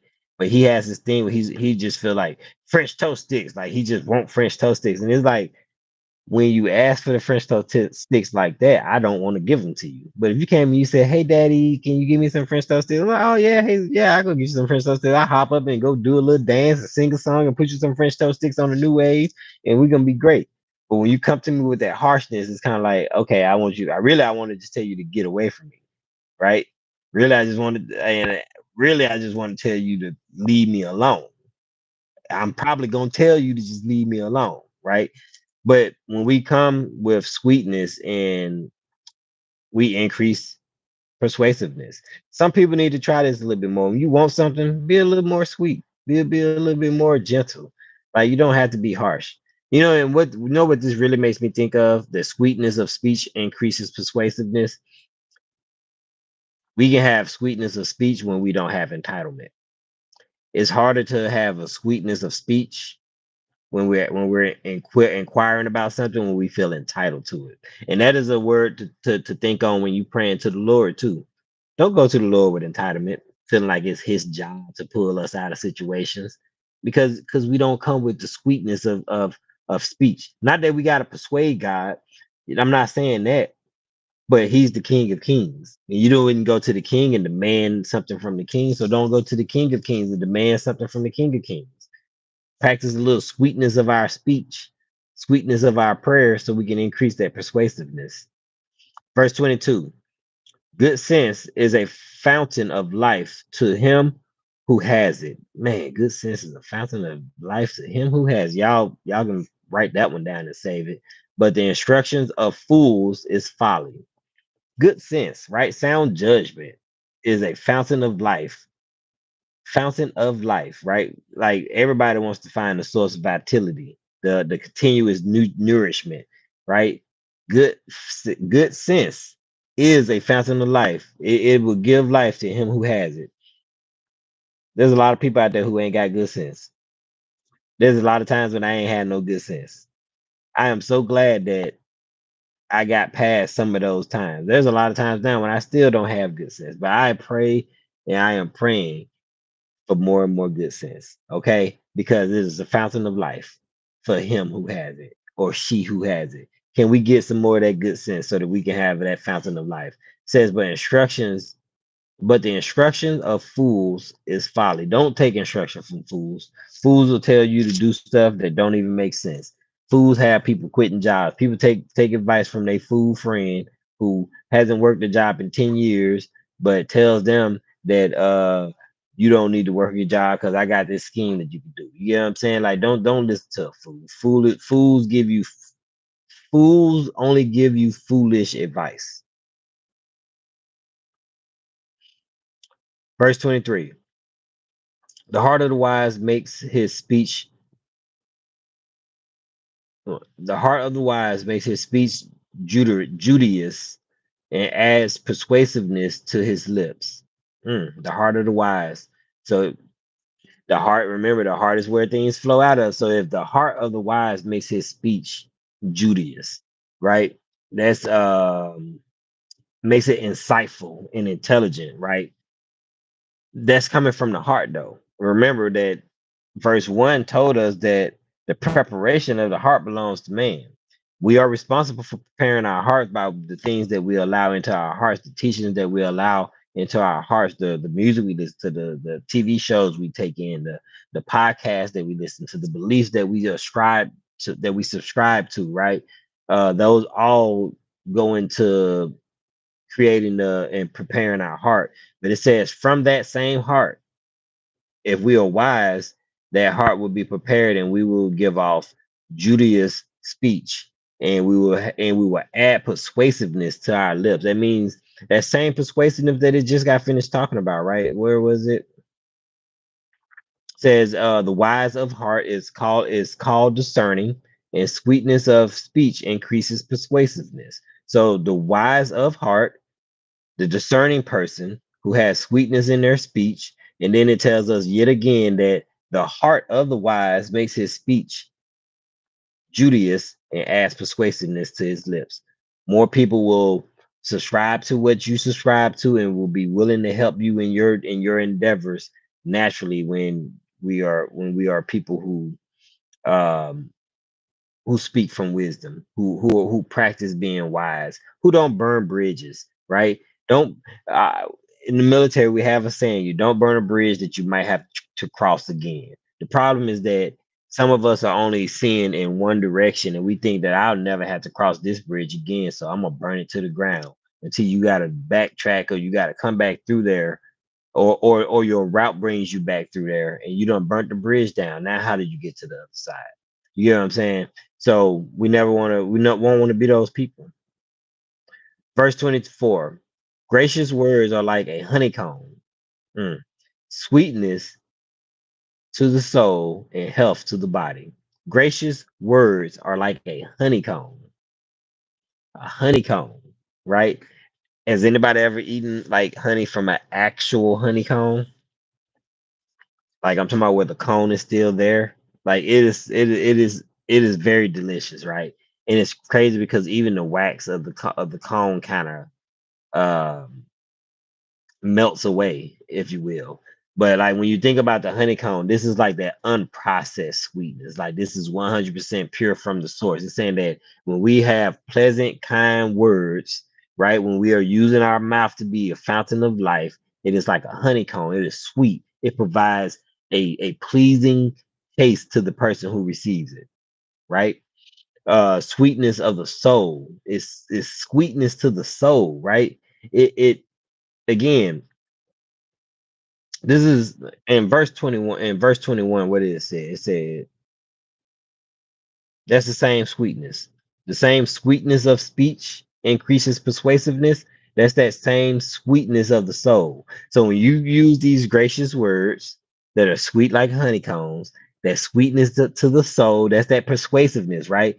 Your words were so sweet that it changed somebody's posture in their soul. Like you ever had somebody speak some words to you that made you melt on the inside, and you was just kind of like, oh, like I'm not talking about somebody giving you like like a story, like a sympathy type story either. I'm talking about like somebody can say something to you that is so nice that it makes you melt on the inside. I say it is sweetness to the soul, right? Delightful. Then it said it in health to the bones, to the well, it said to the body in the ESV, but then in the New King James version, it said it was health to the bones. And I was like, okay, like that symbolizes strength, right? So like literally we can speak a word over we can speak gracious words to a person that helps to lift in their spirits, right? Helps to lift in their soul, helps to energize them and bring health back to their bodies, right? It's same as that depression thing, right? Like I told you guys, depression will drain you, right? When you get depressed, depression is like having a battery that's short circuited and it just keeps getting drained. If anybody's ever had an alternator go out on your car and the alternator keeps draining your car, right? That's what depression is. Depression is like a bad alternator that just keeps draining your battery. But what this is saying is that gracious words are like that booster that you put on there that boosts the battery back up, right? That's what that is. It's health to the body. It's gonna provide us with vigor. It's gonna re-energize us. You know, our gracious words is the thing that help somebody to see God, right? They'll know us by our fruit. You never know who's watching you. You give that gracious words to somebody who just tried to tear you down, and somebody see that and they be like, I don't even know how you did that because I would have woo woo woo woo. And now you get an opportunity to tell somebody about God and how I used to would have woo woo woo woo too, but now I got this as my backing and I don't have to react like that. Right? I got wisdom thanks to the Lord and I don't have to react like that. And then they want that peace that you had. uh 25 verse 25 says there is a way that seems right to a man, but its end is the way to death, right? Its end is the way to death. Hmm. There's a way that seems right to a man. Yeah, ain't that the truth? Remember when you had a way that seemed right to you and then you realized that that way wasn't? I've had several ways that seemed right because they was the ways that I mapped out. Like I took my little pen and I took my little map quest for anybody who remember map quest back in the day, and I printed it out and then I drew my own little map. You know what I mean? I drew my own little way, and then I found out that my way was the wrong way. And then I did, you know what I did after that? I drew another map and another way, and I traveled that way too. Again, I am so grateful that my way didn't terminate with death. But I do know that the ways that I've traveled, several of them had an ending that would have been death, right? It's a way that seems right to us. It said, what was it at?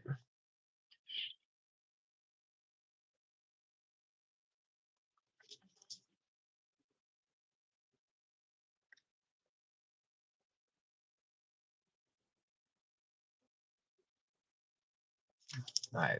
I'm not gonna find that one right now. All right, so 26 says, a worker's appetite works for him, his mouth urges him on. A worker's appetite works for him. Ooh, man, that's some like poetic right there, right? Your appetite works for you. The hungrier you are, the harder you work, right? The hungrier you are, the harder you grind, right? Um, you ain't never you ain't never looked for more ways to make some money except for when you was home. Worker's appetite works for him. The problem nowadays, some people's appetite ain't strong enough for them to work through it, right? Told y'all like Bunny has this thing. She says she picks sleep over eating. I'm a opposite. I'm gonna pick eating over sleep. Like I can be tired, but I'm gonna stay up and make me something to eat, or I'm gonna find something to eat because I'm not gonna be able to sleep unless I eat. She's the opposite. She'll go to sleep hungry and then she'll just worry about food when she wake up. A worker's appetite works for him. When sometimes we got to get hungry to work. I done had times where I had to get hungry to work. I had to get laid off the job to go and figure out real estate investing. I had to get hungry to work. My appetite had to increase because I was being filled with the I was being filled at my job. I was making decent money, but I had to get hungry to go out and work, right? It says in his mouth urges him on. The things that come out of our mouth still matter though, right? The appetite is what works for us. The things that we want, the desires that we have, especially when we get our desires in line with God, right? That appetite for the thing that God has put on our heart works for us because it's the thing that gives us the drive and determination to go after those dreams, right? It says, but our mouth urges us on. The things that we say out of our mouth, when you say you're not good enough, when you say I can't, when you say I don't know how to, when you say they are against me, right? Those things urge us on. So it matters. So we got to be careful on the things that we say. We got to make sure that we are speaking truth over ourselves, over the situations that we're involved in, right? I can do all things through Christ who strengthens me, right? We keep saying that one over and over again so that you can believe it. Verse 27, a worthless man plots evil, and his speech is like a scorching fire. Man, a worthless man. That's a wicked person, a lawless person, right? Destructive person. Is the evil person that we've talked about in some of the other some of the other chapters. And it's saying that a evil, wicked person plots evil, right? This is the person that the Lord finds to be an abomination. It says that those who in verse Proverbs chapter 6, verse 16, one of the things was a person who devises evil plans. The Lord finds them to be an abomination, right? So it's saying a worthless man plots evil, and his speech is like a scorching fire. It destroys everything in its path, right? That's what a scorching fire does. There's several different fires in the Bible. And I love this because Myron Golden, if anybody's ever heard of Myron Golden, one of the things he says there's three different types of fire. There's fire, there's the all-consuming fire, that's the fire that burns everything. That's what this is. That's a scorching fire. There's a fire that burns some but don't burn other. That's the fire that Moses encountered in the wilderness that didn't burn, right? Oh no, that's the fire that there's fire that doesn't burn. That's the fire that Moses encountered in the desert. There's the fire that burns some but don't burn other. That's the fire that Shadrach, Meshach, and Abednego had to encounter in the furnace. And then there's the fire that's all consuming, and that is what the scorching fire. So it's saying that the speech of an evil person, the person who's plotting evil, like their speech is like a scorching fire. They're not even seeking to build anybody up, right? And even when they do say good things, it's probably for a bad reason. That's why in the earlier one it said that the Lord knows the heart. There are people doing good deeds for evil purposes, literally. You know, um, they're wolf in sheep clothing, if you will. You know, there is no different than like you hear of nurses that are nurses of death, right? They're pretending to be a savior, but really they're there for death and destruction. Like that's what the worthless person does, the evil, wicked person. You know, sometimes it may seem like they're speaking life, but really they're speaking death. But this is saying that their speech is like a scorching fire. It seeks to consume everything, seeks to tear everything down, everyone. 28. A dishonest man spreads strife, and a whisperer separates close friends. So go back to Proverbs chapter 6. Now I'm gonna have to pull that one up because these last two kind of went back to Proverbs chapter 6, verse 16, where it talks about the things that the Lord does not like, the things that the Lord hates and finds an abomination, right? So,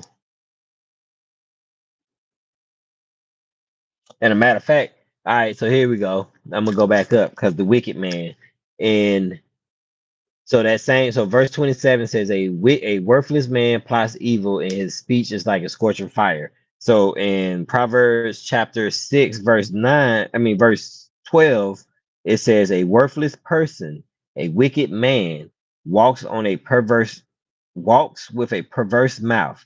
He winks his eyes, he shuffles his feet, he points his fingers perversely. Perversity is in his heart. He devises evil continuously. He sows discord. Therefore, his calamity shall come suddenly. Suddenly, he shall be broken without remedy. Right? And then we get into the six things that the Lord hates. So it tells us who the wicked, who this worthless person, this wicked man that we read about in chapter 16 verse 27, the wicked person who plots evil and his speech is like a scorching fire. It just told us over here in Proverbs chapter 6 verse 12 that this is that this worthless person, this wicked man, that he walks with a perverse mouth. He winks his eyes. Winking his eyes means he's got backdoor dealings, right? The person who winked his eyes, you're in here having a conversation, you're having a board meeting, but Joe and Bob over there winking their eyes at each other because they got backdoor deals working. That's what this is saying. The wicked person, right? He shuffles his feet, right? He's never firm. He's always kind of wiggling over here and wiggling over there. He's playing all sides of the table. He points his fingers. He's always pointing the blame at other people. Perversity is in his heart. The things that he think about is how I can get on top, right? The haughty of eyes, the person who thinks they're better than everybody else, devises evil continuously, always looking for a scheme, looking for a come up, sows discord. And I wanted to go back over here because it's that person sows discord, right? And then we get into the seven things that the Lord hates: a proud look, a lying tongue, hands that shed innocent blood, a heart that devises wicked plans. That goes back to that same worthless person who plots evil, right? That's what the Lord finds this person to be an abomination. A false witness who speaks lies, right?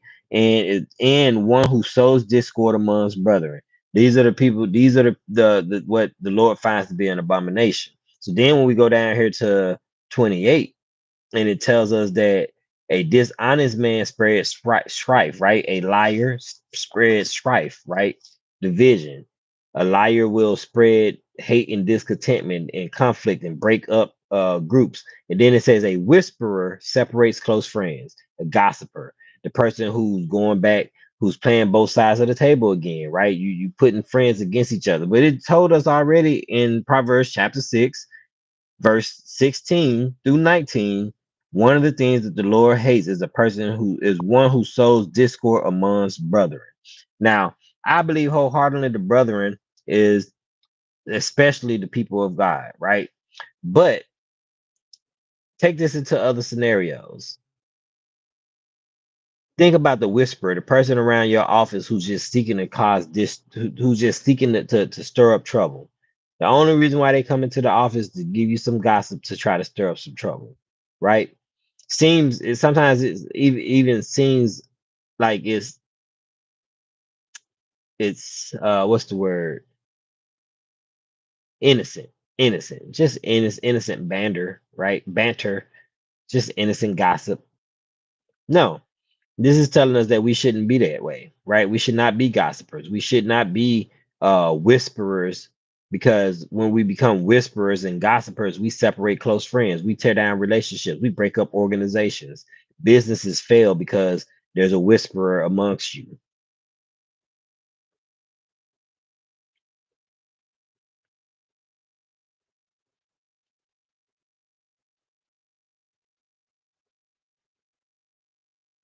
And it's, a whisper. Whispers don't shout. Whispering, like, that's very subtle, right? It's that quiet division. I didn't I didn't I didn't tell you not to like Jessica. I told you some stuff about Jessica that I know you don't like though. You know what I'm saying? That's what the whisperer does. Girl, you know, it could be anything. I can't even come up with a scenario right now, but that's what the whisperer does. It's that quiet division. You know she don't like you. Um Verse 29, a man of violence entices his neighbor and leads him in a way that is not good. Y'all, this one right here. This one right here. A man of violence entices his neighbor and leads him in a way that is not good.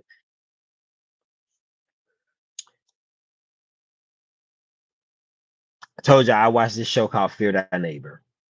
And one of the craziest things on Fear Thy Neighbor is the fact that you will find these stories where there's like these people that have been living in this neighborhood for all these years. Things have been great. As a matter of fact, everybody in the neighborhood talk about how great they are. They were the helpful neighbor. They were the cheerful neighbor. They were the one that was out helping people plow their yards and all this other stuff, right? And you get that one neighbor that moves in next door to them, and all of a sudden this neighbor becomes a completely different person. They're angry. They're outright because they're having a problem, right?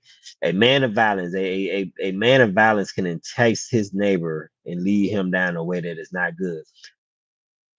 You can Our actions affect the people around us, the people we interact with, even the stranger, right? So me walking down the street, if I'm in a bad mood, I'm angry, and I bump into somebody with that force and aggression that comes with being angry. And y'all know what I'm talking about. I'm not talking about that. I'm walking, and I just kind of like accidentally, oh my bad, man, didn't mean to do that. I'm talking about that shoulder check type of aggression, right? And now I done made this person, and I'm mad. So when I do it, I look back at them kind of like that with that, like who you bumping into, right? Now they react. I done got them out of character, right? They was in a good mood. Now they ready to fight, right? Or between the exchange of words, now we ready to fight, and I done pull them out of the way that they were traveling down. This is something that we all have to be careful of. Like, we have to be careful of this from two different perspectives. Anything that I say, you have to take it from two different perspectives. One, I don't want to be the man of violence that's enticing my neighbor to do wrongdoing. I don't want to lead anybody away from their salvation, right? I don't want to be that neighbor of violence, that neighbor of anger, that neighbor of discontentment, that neighbor that's seeking to sow division in the neighborhood. I don't want to be that neighbor that's trying to lead my neighbor from his good way, right? But at the same time, I have to be careful to not be the neighbor that's on his good way, that's allowing myself to be enticed and pulled off my good way by somebody who is not in the same on the same path. You get what I'm saying? So this is a very sharp dilemma. You don't want to be the man of violence, the woman of violence, the woman of strife, the woman of discord. You don't want to be that person, but you also have to be careful to not be the person that is on your way, on the path of righteousness. You're doing good, and then that person pulled up at the stop sign. They flipped you off. They called your wife ugly. They said your baby looked like a man. You know what I'm saying? Whatever it is they said, they tried to get you off your path. And now, in a brief moment, something wrong has happened, right? That literally, I mean, again, the news is full of stories like this. The news is full of people who actually were good, God fearing people, in a moment of a heated exchange with a person who was not of the same character, things got out of hand. We have to be careful that we don't allow this to be us. Verse 29 says that this is the person and leads him in a way that is not good. He lured his neighbor in, right? He persuaded, he deceived him. A man of violence deceives his neighbor and leads him down a way that is not good, leads him down a way that is corrupt, that is bad, right? This could be the the kids nowadays. This is happening a lot. You got one kid who is up to no good, and they entice the other kids to be up to no good and lead them down a path that is not good for anybody. People end up hurt. You get what I'm saying? I don't want to be on either side of that. I don't want to be the person that's pulling somebody away from their good path, and I definitely don't want to be on my path and allow somebody to pull me off. That's why we got to be careful how we respond, how we answer, and we got to practice that wisdom, because the wisdom is what's going to help us to not act out of emotion and out of the fleshly nature. You know, our flesh nature is going to make us want to react, make us want to pop off. Um, Verse 30 says, whoever winks his eyes plans dishonest things. He who he who purses his lip brings evil to pass. So again, this is silent scheming, right? Whoever winks his eyes, I told you, like the winking of the eyes, like you're in a conversation with a group of people, but you got a side conversation going on with the other person over there. Anybody on here who plays spades or poker, or well, I guess more so spades, and where you're in a group. Um, the worst partners to play against are the ones who got that inside language. They winking eyes and tapping fingers and letting the other person know that they got the joker. That's what this is. Whoever winks his eyes plans dishonest things. They're scheming. You know, tight lips, being dishonest, and they're gonna bring evil to pass. Verse 31 says, "Gray hair is the crown of glory. It is gained in a righteous life." Gray hair, this is a sign of aging, right? Aging is a crown of glory because we got to live long lives. We got to experience. We got more time here on this earth to get ourselves right. This is not saying that everybody with gray hair is wise, but everybody who has lived a long life can find glory in that, right? Um,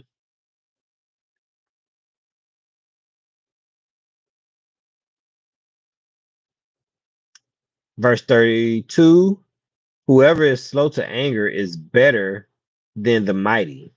He who rules his spirit, he who rules his spirit, then he who takes a city. So whoever is slow to anger is better than the mighty, and he who rules his spirit than he who takes a city. That's true. When you can control your anger, you don't even have to. You take back control.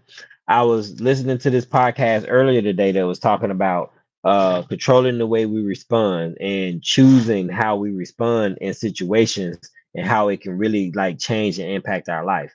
Like if we just over the next week we're intentional about how we responded to things. Ask ourselves before I respond to something, does it matter? Does my response matter? Is it even needed for the conversation that's going on? Remember I told y'all the other day, sometimes my response and opinion not even needed. Am I entitled to give it? Sure. If I want to give it, freedom of speech or whatever, but is it needed? Sometimes it's not. Sometimes I ain't got to get angry at something because it don't even bother me, right? It don't even move the needle for me. Like there are things that I would have gotten mad at that I used to get mad at. There are things that I would have gotten mad at a month ago that I will not get mad at now because when I think about it and when I analyze why does this make me upset? What does it change in my life? What bill won't get paid? What day won't I eat? How much gas will I not be able to pump? Okay, it don't affect any of those things. Oh, you know, will God think I'm bad for doing this? Like, will God think I'm bad for not responding in anger for this person who says something to try to get a rise out of me? No, right? Matter of fact, I know that the Lord would delight in the fact that I was able to walk away from it. So there's certain things that I don't have to get angry at no more because they don't even matter, right? Whoever is slow to anger is better than the mighty. The mighty is the person who think that they powerful. They think they got all this power, right? You big people who go to the gym who think that they can fight, right? People who've taken martial art classes, so because they can throw a punch, take a punch, they think that they mighty and strong, right? The angry person who just think they can whoop everybody, right? May lose every fight, but they can whoop everybody. That's who the mighty is. But when we are slow to anger, we have more power than them, right? You have more power than the person who tries to get you to fight when you can walk away from the fight. And I know it doesn't feel like it when you're in the middle of it, right? It doesn't feel like when you turn away to walk away and they still laughing, they don't call you all kinds of names. You a wimp, whatever. Call it what it is. I have the power though, because as soon as I allow you to get me angry, I gave you the control. Now you're in control of this interaction, and at that point, I'm in a losing battle. And then it says is more mightier than that, right? And then he who rules his spirit than he who takes a city, right? The person who rules his own spirit, who's in control, who has self control, right? The person who exercised the dominion that God gave us, right? The mastery over your inner impulses. The person who rules his spirit is more powerful than the person who can take a whole city, the person who think that they are strong because they can conquer something, because they can take a stronghold, right? Because they can achieve a military victory. It says that when we have control of ourselves, we are stronger than even that person. And it's true. That's true. The things that you are capable of doing when you have self-control, when you take control of yourself and your own impulses is astronomical. Anybody that we look at in history who achieved great things, most times they achieved it during a period of their life when they had control over certain impulses. A lot of times they fall because they lose control of those impulses, right? Well, that's why you see people have a rise and a fall. You rise to great victory because you were able to master your impulses, right? You were able to sleep less. You were able to eat less because you were chasing after this dream. But then a lot of times they fall because they give in to certain impulses. You control certain impulses, but then whatever that lust is, it sometimes it gets a hold of us. But verse 33, I think this is the last verse. So chapter 16, verse 33 says, "A lot is cast into the lap, but its very decision is from the Lord." So when they cast lots, that's like voting or pulling straws or rolling the dice or rolling stones, probably what they had back in the day. But that was how they would make decisions. So it says a lot is cast into the lap.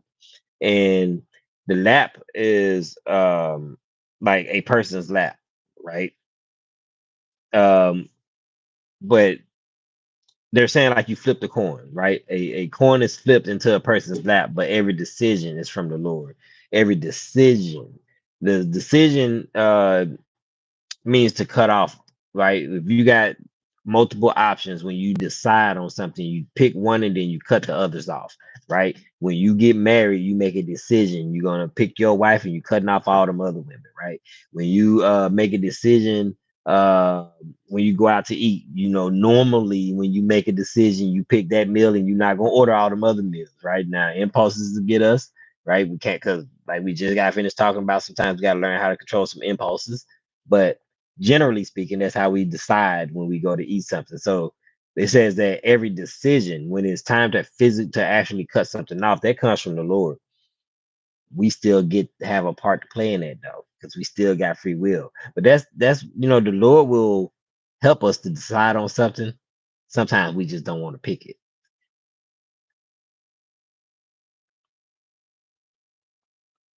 But yeah, so that was it. That was chapter 16, y'all. That was Proverbs chapter 16. We are officially past the halfway point in the book of Proverbs. Remember, there are 31 chapters in the book of Proverbs. Um, so yeah, we are. officially past the halfway point, and hopefully this one was good for you guys too. I think some of the major things I took from this one was God is sovereign over everything, right? God created all things, God sees all things, God knows all things, God provided the wisdom and told us earlier in the Proverbs that wisdom was there with God when everything was created. Wisdom predates us, doesn't predate God though, right? Um, wisdom requires heart work and hard work, right? Wisdom requires us to work on our heart. This chapter started off talking about the posture of our hearts, right? The preparations of the heart belongs to the man. It is our responsibility to prepare our heart. Our heart flows out of our mouth, flows the position of our heart, right? So if it's our job to prepare our heart, and the things that come out of our mouth, our actions are a direct representation of our heart, then they should match. But we have to audit sometimes the things that we allow out of our mouth. If we're saying nasty stuff and hateful stuff to people, again, sometimes we can say stuff that is right, but we say it in a nasty, hateful way. And that's a heart posture. We got to check that, right? Um, just because we got to say something that may be offensive don't mean we have to say it offensively. Like I told you yesterday, there's a difference between could you please leave me alone versus shut up talking to me. Those are two different. It's the same thing, but those are two different ways of saying it, right? So but it has to be a heart posture, right? People that I love, I'm less likely to tell them to shut up and get out of my face. The more I love you, the more likely I am to just tell you, hey, could you please give me a moment? Could you please leave me alone for a few minutes so that I can have some time to myself? Because I love you, I don't want to hurt your feelings and tell you to shut up talking to me and get out of my face. You know what I'm saying? It's a heart posture though. Like what's the condition of our heart? But then it's hard work because it requires us to continuously die to ourselves, to continuously die to the the impulses and the primal, if you will, instinct on how we respond to certain things. Sometimes we're gonna have to respond in a way that is very unfamiliar, and it hurts you in your soul to walk away from that fight because your mama always told you that you don't walk away from no fight. Your dad always told you that you don't walk away from no fight. But sometimes you got to walk away from it, right? And it's hard, and it requires the hard work, and it's hard work, right? Um, This one also talked a lot about discipline and self-control, right? So I think all of the book of Proverbs is a book about discipline and self-control. We all need to have a little bit more of that. Discipline gets a bad rap because discipline makes us feel like we got in trouble. But sometimes discipline is literally just keeping us on the right path. You know, if you driving down a highway and you accidentally turn down the wrong road, going the wrong way down the road, those signs that are there scream with the wrong way on there, those are trying to get you back on the right path. They're not necessarily trying to get you in trouble. Now you can get in trouble, you keep on going down the wrong way for too long. That becomes recklessness. But discipline is as simple as those signs on the road. They're just meant the discipline is meant to help keep you on the path, meant to help keep you on the right path, right? And then the self control is just what it sounds like. We got to practice more self control. Sometimes we got to tell ourselves no, and we got to stick to it. Um, and I think the biggest thing that comes from this book of Proverbs, from this chapter of Proverbs, and some of the past ones, is our words matter, right? We've been going through this one over and over again. Over and over again, we've been hearing that our words matter. Our words have the power to build people up. It has power to tear people down. It has the power to build situations up. Has the power to tear situations down. Right, with our words, we either choose to use our words for good, or we can choose to use them for evil. Trust and believe there are some people out there who mouths are being used for evil and they don't even know it because it's being sugar coated. It's like that wormwood and that honey that we heard about in chapter 1 of Proverbs. So let's be people who speak words of life over everybody that we come in contact with. Remember, you can hate the sin, doesn't mean that you have to hate the person. There's a lot of sin that I hate.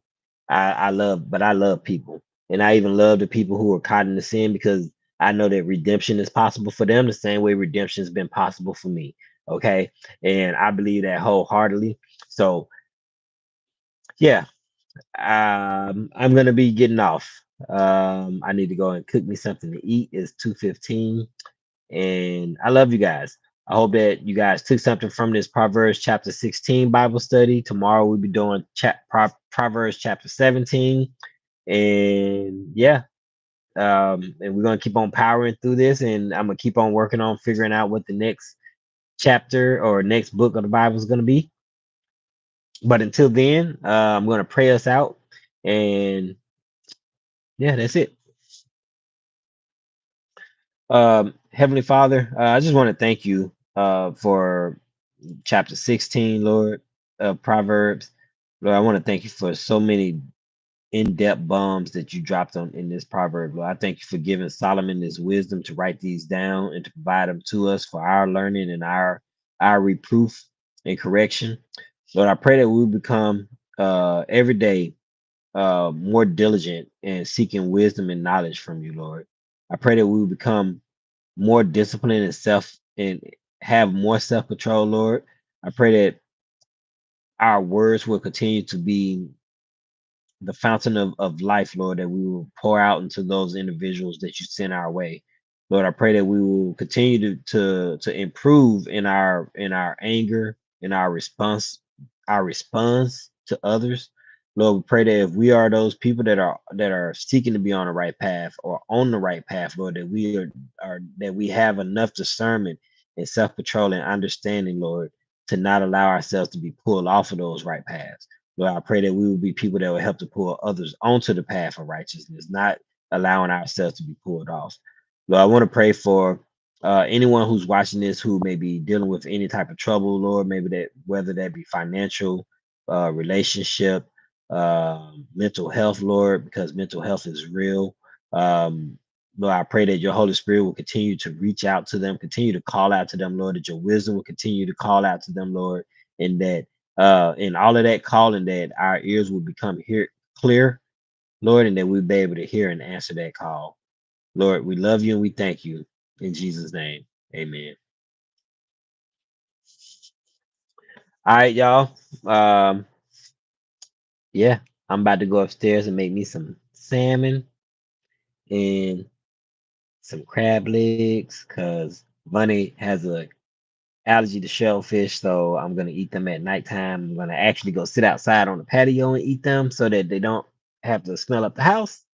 And yeah, that's what I'm doing at 2:18 in the morning is making some salmon and about to go and make some crab legs. All right. So peace out. Love you guys. And hopefully I see you all back tomorrow. All right.